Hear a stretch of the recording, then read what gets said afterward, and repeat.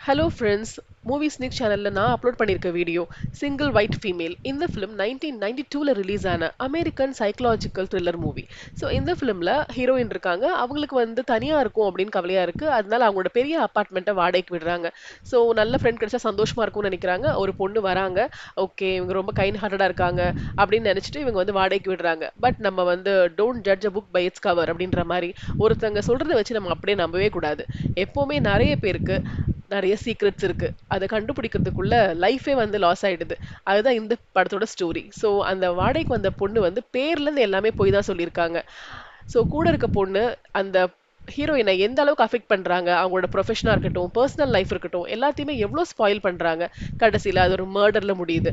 யார் இறந்து போனது, நம்ம ஹீரோயினா இல்ல அந்த பொண்ணா, யார் கொலை பண்ணது அப்படின்றது இந்த படத்துல ஒரு ட்விஸ்டா இருக்கும்.